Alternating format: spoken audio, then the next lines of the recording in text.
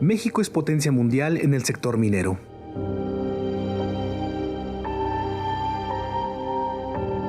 Ocupa el primer lugar en producción de plata y se ubica entre los 10 principales productores de otros 15 minerales como cadmio, plomo, zinc, sal, grafito, yeso, oro y cobre.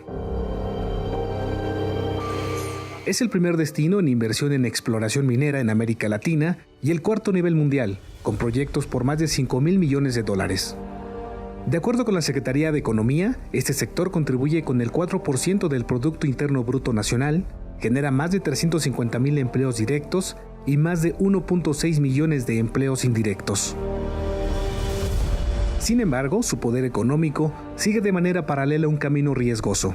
La minería es también uno de los principales factores de contaminación ambiental, de problemas de salud y conflictos sociales en las comunidades donde están asentados los yacimientos.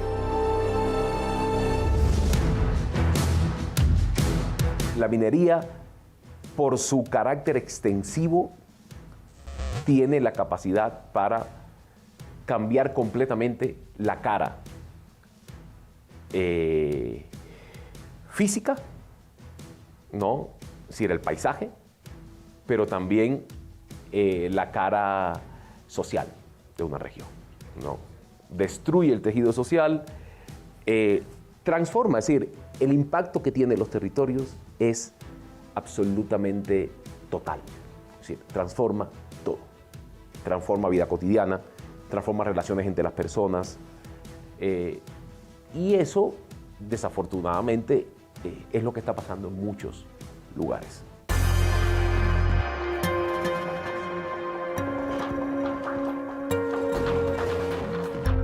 Para algunos especialistas, los datos oficiales sobre la minería no reflejan la realidad. Más aún, tienen una visión completamente distinta. La Cámara Minera, la CONCAMIN, las asociaciones de industriales señalan que la actividad minera es un motor de desarrollo a nivel nacional, que aporta una gran cantidad de empleos, de rama local, etc. Y lo que nosotros hemos encontrado, la verdad es que no. Por ejemplo, en temas del aporte de la minería a las finanzas públicas, es decir, los impuestos que está pagando la minería a las finanzas públicas, es menos del 1% en la última década. Estamos hablando de 0.37, 0.5% de todos los ingresos que aporta la minería a las finanzas. Y en términos de rama local, también lo que hemos encontrado es que en los principales centros productores de oro y de plata, que en el país son alrededor de 28 centros productores de oro y 16 productores de plata, los niveles de pobreza son mucho mayores al promedio nacional. Y finalmente, en términos de empleo, tampoco ayuda mucho el sector minero. Analizando los informes de la Secretaría del Trabajo y Previsión Social, las actividades extractivas representan el 0.66% del empleo asegurado en el país y son las que más personal contratan por outsourcing. La minería no está por encima del 2 o 3% del PIB, es en comparación con... Sí, creo que por la presencia histórica de la minería, se le da hoy más importancia económica que la que realmente tiene para el país. Esta nueva minería es una minería intensiva en capital, pero con muy bajo nivel de empleo. En México, a diferencia de otras naciones desarrolladas e incluso de la misma región, la minería es catalogada como actividad económica preferente. El artículo 6 de la Ley Minera establece que la exploración, explotación y beneficio de los minerales serán preferentes sobre cualquier otro uso o aprovechamiento del terreno. Así, lo único que está por encima de la minería es la industria de los hidrocarburos y la generación de energía eléctrica. Y eso, desde nuestra perspectiva, es muy preocupante porque en ese sentido se está dando prioridad a que se realice una actividad extractiva con severos impactos ambientales, con impactos a la salud, sobre otros usos que puede tener el territorio y que son mucho más, que están en mucha más armonía con la naturaleza y con el planeta, ¿no? Especialistas y organizaciones advierten que el perfil de esta ley viola los derechos humanos, al colocar una actividad económica por encima de la protección del medio ambiente, los derechos de los pueblos originarios, núcleos agrarios o de los trabajadores. Ahí hay afectaciones desde el derecho a la vida. Hay una lista larguísima de personas que han sido asesinadas por oponerse a proyectos mineros. Afectaciones también a la integridad comunitaria y por lo cuanto afectaciones a derechos colectivos de pueblos indígenas, derecho al territorio, derecho a la libre determinación, derecho a la consulta y sobre todo al consentimiento previo, libre e informado.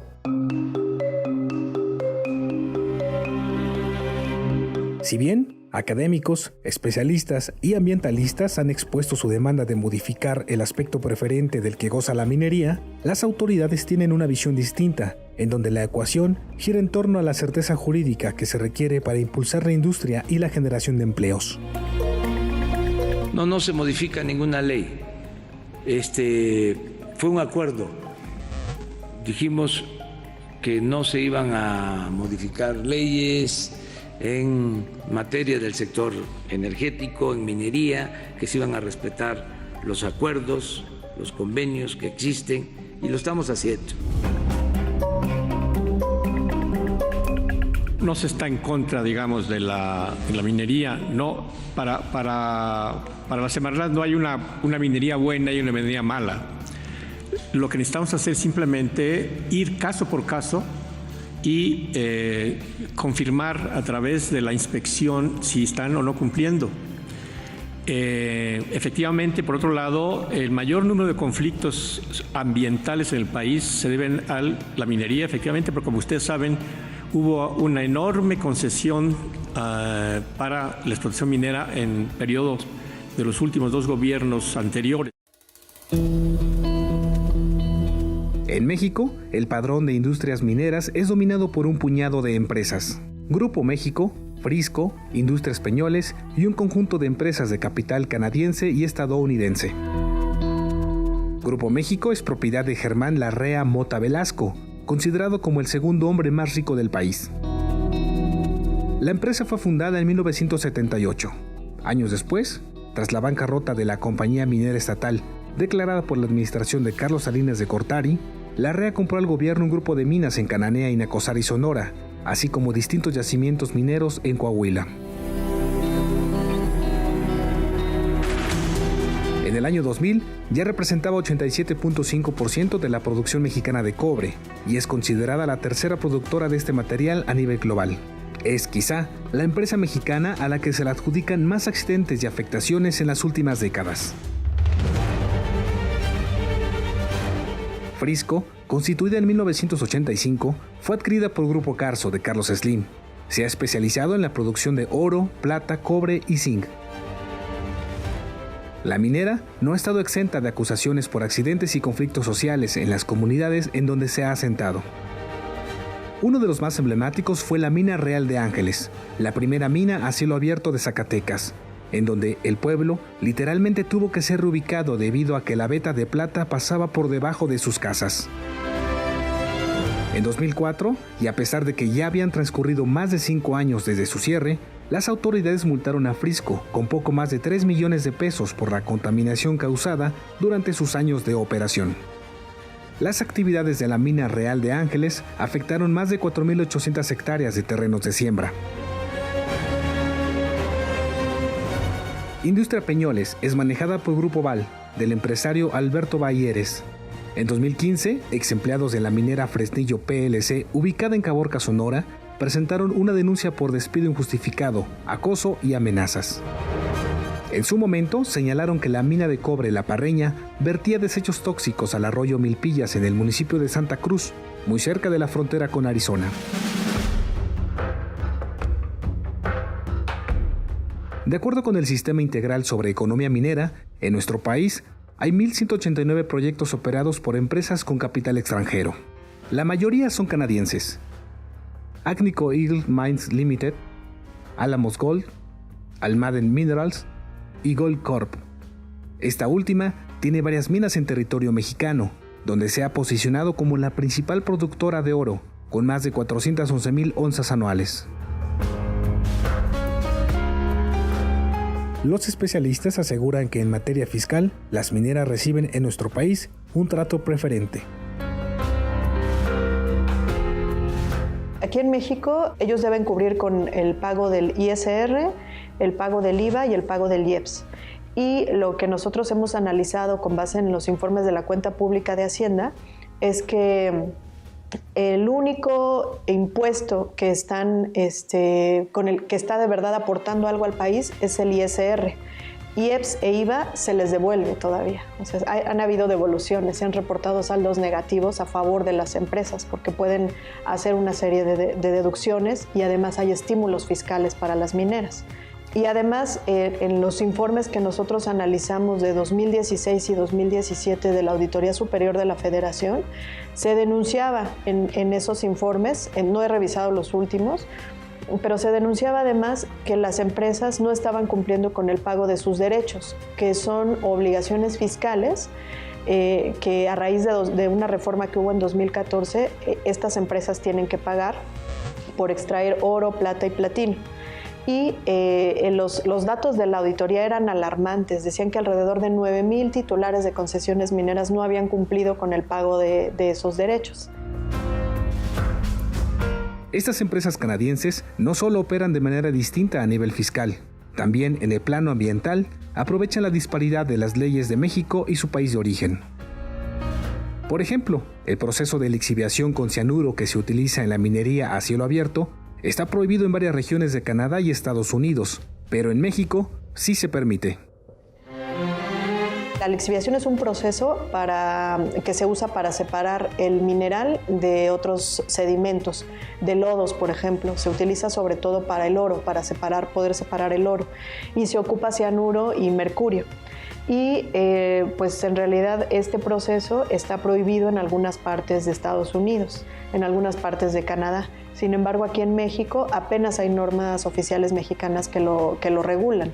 Pero aquí el tema es que cuando nosotros intentamos tocar este tipo de regulaciones para hacerlas más exigentes en términos ambientales, en términos de salud, pues lo que nos han dicho sobre todo en el Senado, que es donde hemos estado haciendo más, pues teniendo más presencia para poder cambiar la ley minera, pues lo que se dice es que este sector aporta al país y que se tiene que cuidar muchísimo las inversiones, ¿no? Y siempre, en general, la industria lo que intenta justificar con relación al daño ambiental es que las piscinas de lixiviación tienen una geomembrana que protege y pues eso hasta cierto punto puede suceder, pero lo que no puedes controlar son los polvos, lo que no puedes controlar son las aves que toman agua en la piscina de lixiviación, lo que no puedes controlar son las tepetateras, que es donde se ponen toda la roca una vez extraído el mineral, que cuando tú rompes la composición de la roca, lo que hace cuando llueve es generar metales pesados a partir del drenaje ácido que se genera.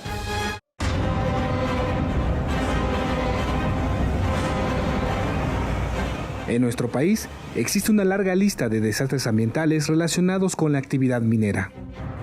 El mayor se registró el 6 de agosto de 2014, en Sonora. Ese día, más de 40,000 metros cúbicos de sulfato de cobre contaminaron el arroyo Tinajas y los afluentes de los ríos Bacanuchi y Sonora.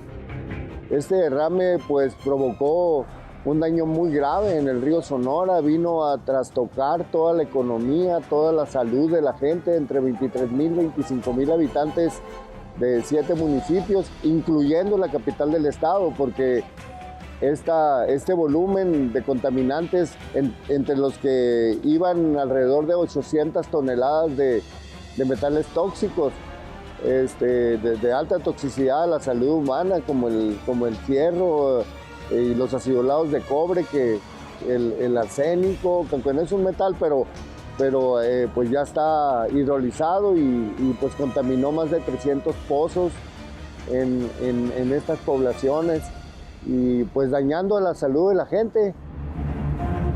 El responsable, la minera Buenavista del Cobre, una de las filiales de Grupo México.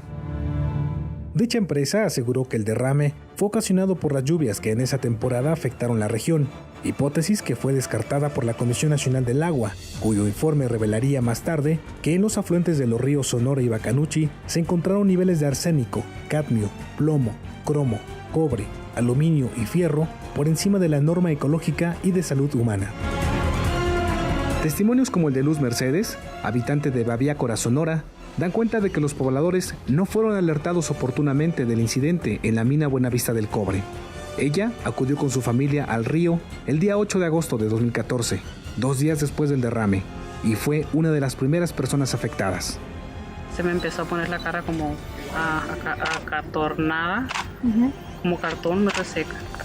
No pasó nada, no sentí más que eso, vine y me bañé en mi casa y después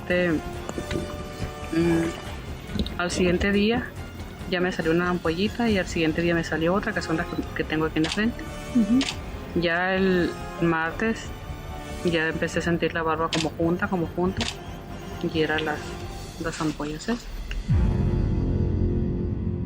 En este contexto, el hecho de haber estado y de seguir expuestos causó y está causando estragos a nivel poblacional. Y bueno, pues sí, se reconocieron alrededor de 378 afectados y declarados contaminados por los estudios que se les hicieron, más no así por el resto de la población, menos los niños que aún no nacían y ahorita pues siguen teniendo efectos, y ya los efectos se notan a nivel de cánceres. Los habitantes de la zona denunciaron que la mancha de contaminantes recorrió más de 200 kilómetros hasta llegar a la presa en Molinito, que abastece de agua a gran parte de la capital, Hermosillo. Y los accidentes recientes, como el accidente de Buenavista del Cobre, ¿no? en Sonora, que eso fue una prueba patente de el potencial daño que puede generar una minera, no solamente con su operación habitual genera daños ambientales, pero también el potencial daño de los accidentes es brutal.